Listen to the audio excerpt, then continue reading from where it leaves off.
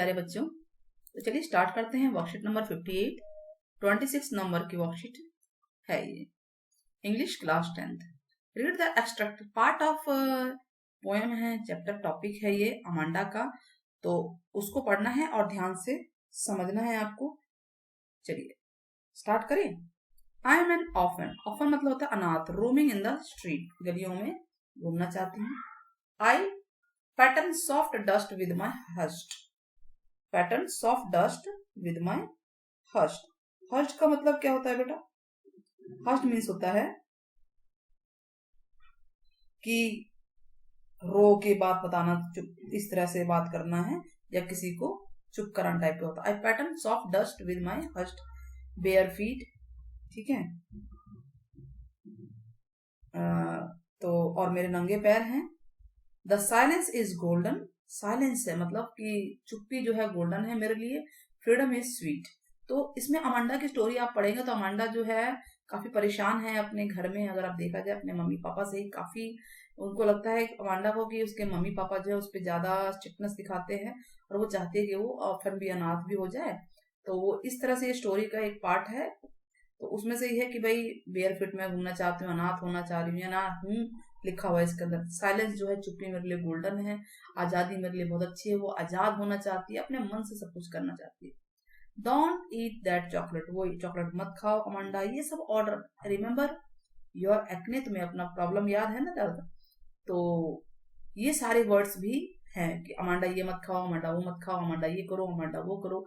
तो पेरेंट्स जिस तरह से बोलते हैं ना कि भाई एज ए कि हमें ज्यादा स्ट्रिक्टनेस भी ठीक नहीं होती। अगर हम सोचते हैं कई बार कि हम बहुत अच्छा कर रहे हैं अपने बच्चों के लिए, तो एक्चुअल में हम वो अच्छा नहीं कर रहे होते। हमने ओवर स्ट्रिक्टनेस भी ठीक नहीं है। तो अमांडा के साथ यही कुछ प्रॉब्लम है।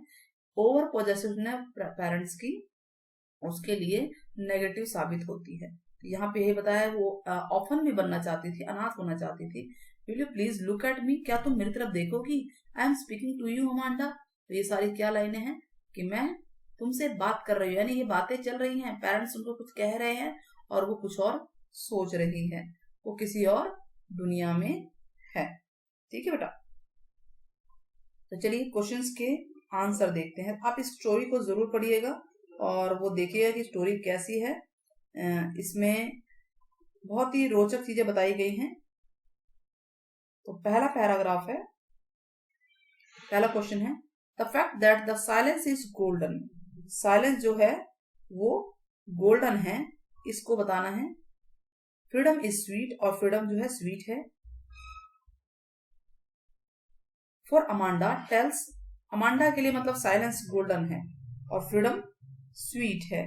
तो आपको यही चीज बतानी है कि ये क्या बताना चाह रहा है, ये चीज क्या दर्शा रही है। दैट शी डिजायर्स फ्रीडम, उसे फ्रीडम चाहिए या फ्रीडम के लिए डिनाई कर रही है, या वो कम्युनिकेशन करना चाहती है, बातचीत करना चाहती है। डिजायर डिपेंडेंस, की वो डिपेंडेंसी चाहती है। तो आपको ये सारी चीजें बतानी है। तो चारों में से कौन सा ऑप्शन होगा बताइए, कौन सा ऑप्शन होगा? चारों में से ऑप्शन होगा 58. Today's worksheet is also going to be quite easy one. आज की वर्कशीट भी काफी आसान।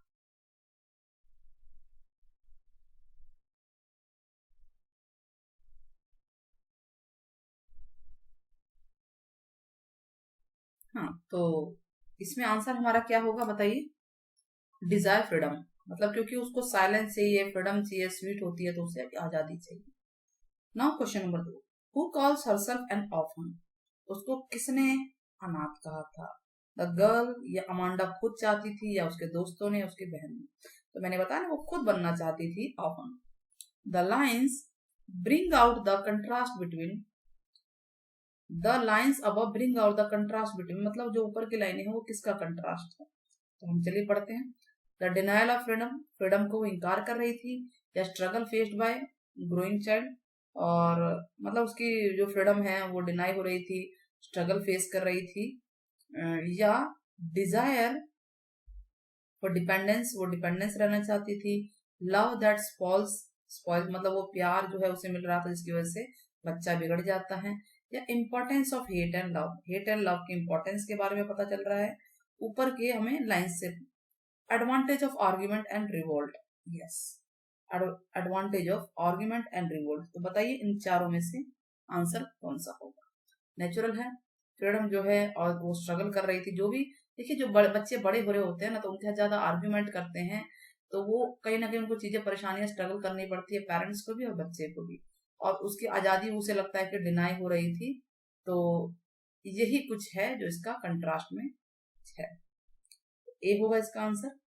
Now choose the option that list the set of statements that choose the option that list the set of statements that are not true। ठीक है, तो हमें option ढूंढना है according to the given lines. जो भी लाइन थी उसके अकॉर्डिंग स्टेटमेंट ट्रू नहीं है। तो Amanda wishes to be away from her daily routine. ठीक है, वो अपने डेली रूटीन से बाहर दूर जाना चाहती थी। तो ये तो ट्रू है, हाँ भाई, उसे डेली रूटीन से बाहर निकलना था। तो अमांडा, देखिए ये ट्रू है। Amanda perceives herself to be an orphan roaming. वो चाहती भी थी कि हाँ वो अनाथ हो और गलियों में घूमे, तो ये भी चाहती थी वो। तो she wants to be dependent है, वो डिपेंडेंट होना चाहती थी। या she seems happy as she draws pattern using her hands. तो हैंड से मतलब यूज करते हुए ड्रॉ करे। She wants to be dependent, यहाँ पे डिपेंडेंट होना चाहती थी, डिपेंडेंट नहीं इंडिपेंडेंट होना चाहती थी। सीम्स हैप्पी एज, जब वो पैटर्न ड्रा करती है हैंड से, तो आपको ये स्टोरी में देखना होगा। तो डी और सी में से ये आंसर है। देखिए डिपेंडेंट तो वो नहीं होना चाहती थी, वो तो इंडिपेंडेंट होना चाहती थी, है ना, आजाद होना चाहती थी। तो मीन्स इसका आंसर हमारा सी होना चाहिए, क्योंकि कहा गया है सेट ऑफ स्टेटमेंट कौन सा ट्रू नहीं है, तो सी होना चाहिए। वैसे डी में ड्राइंग का पैटर्न चैप्टर में देखना होगा कि है कि नहीं है, तो आप इसको जरूर देखिएगा, डी को सी होना चाहिए। Which word does not roaming? Which word does roaming not correspond to? roaming क्या होता है? यहाँ वहां घूमना। तो इसका कौन सा वर्ड इसका मीनिंग नहीं बनता है? रोविंग यही है, वॉन्डरिंग भी घूमना होता है, रैम्बलिंग भी। तो ड्रीमिंग देखिए सपना है, सपने देखना, तो ये इससे रिलेटेड नहीं है, तो यही इसका आंसर होगा। 6 है the literacy device used in phrase. जो फ्रेज है, जो पूरा लिटरेसी डिवाइस है, silence is golden the freedom is sweet. तो क्या डिवाइस यहाँ पे यूज किया गया है? तो यहाँ पे मेटामॉर्फ है, ये डिवाइस यूज किया गया है। ऑल्ट्रेशन नहीं है, स्माइली नहीं है, ठीक है। Now 7th, the above stanza uses the phrase look at me. Look at मी आया था यहाँ पे, मेरी तरफ देखो। तो हमें ये सेंटेंस बनाना है, तो बनाइए। चलिए स्टार्ट करते हैं। Which of the following expression is incorrect? इनमें से कौन सा इनकरेक्ट रहेगा? लुक एट योरसेल्फ या look at the picture? Look at the picture ठीक होगा। लुक एट योरसेल्फ, खुद को देखो। लुक एट द बिल्डिंग, ये भी ठीक है। लुक एट फ्रीडम, तो लुक एट फ्रीडम तो नहीं होता, आजादी को देखो, आजादी तो दिखती नहीं है ना। तो ऑप्शन जो सेकंड है, ऑप्शन 2 है, वो है गलत, मतलब वो इसके अकॉर्डिंग इनकरेक्ट होगा। हाँ, question number 8, justify the imagination to be a mermaid in Amanda. कि जो अमांडा जो है मरमेड बनना चाहती थी, जो इमेजिनेशन थी उसकी, उसको हमें जस्टिफाई करना है, ठीक है। तो चलिए देखते हैं।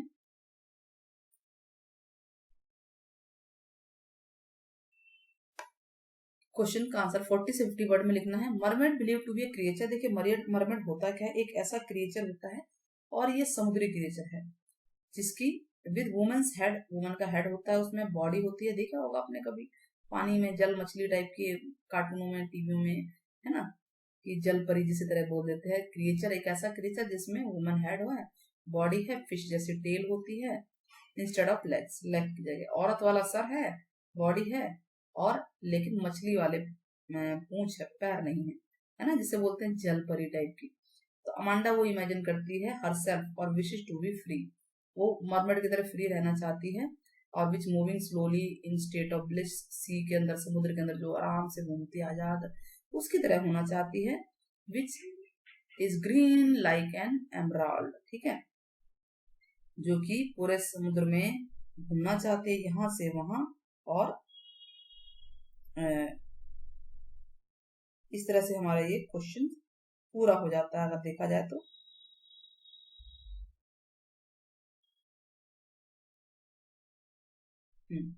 तो चलिए नेक्स्ट क्वेश्चन करते हैं।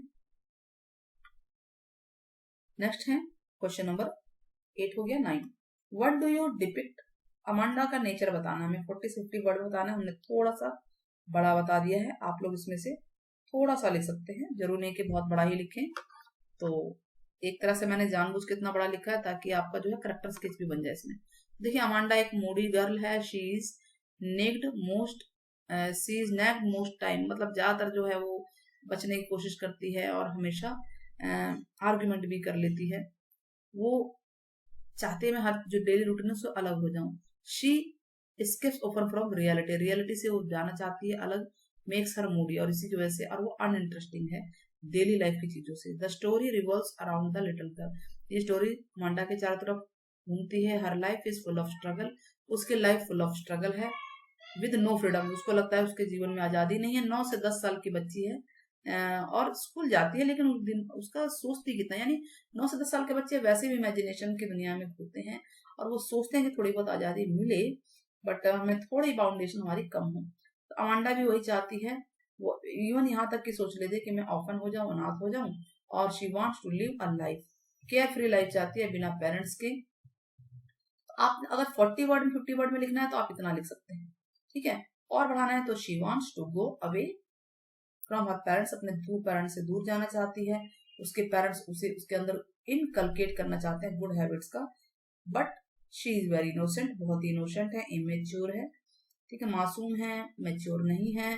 शी इमेजिन्स हरसेल्फ और विशेस, और वो विश करती है टू बी फ्री, कि वो फ्री हो जाए मरमेड की तरह, मैंने आपको ऊपर बताया था। विच इज मूविंग स्लोली, जो कि समुद्र के अंदर, बिल्कुल वही सारी लाइनें हैं समुद्र में, जैसे कि मरमेड ओपनली घूमती है, फ्रीली घूमती है, वैसे वो भी आजाद घूमना चाहती है। द पोएम जो है अमांडा वाला जो पोएम है वो टीच करता है, हमें ये बताता है कि जो बच्चे होते हैं tend to learn bad habit, वो बैड हैबिट जल्दी सीखते हैं, है कि नहीं। Any child can not taught, एक किसी चाइल्ड को एक दिन में तो सिखा नहीं सकते भाई। चाइल्ड वांट फ्रीडम, बच्चों को फ्रीडम तो चाहिए। It is the duty of parents, ये हम पेरेंट्स की ड्यूटी है। How to tackle and handle their children, हम अपने बच्चों को कैसे हैंडल करें।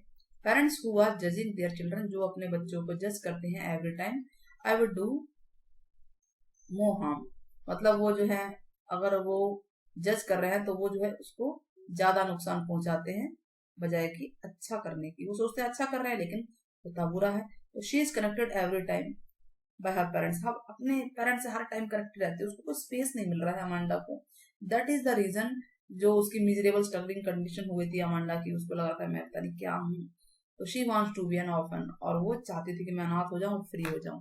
तो इस तरह से स्टोरी हमारी फिनिश होती है, आपको समझ में आया होगा। पोएम को पूरी पढ़ के बताइएगा आप लोग की पोएम कैसी है। टेक केयर, बाय बाय, फिर मिलते हैं।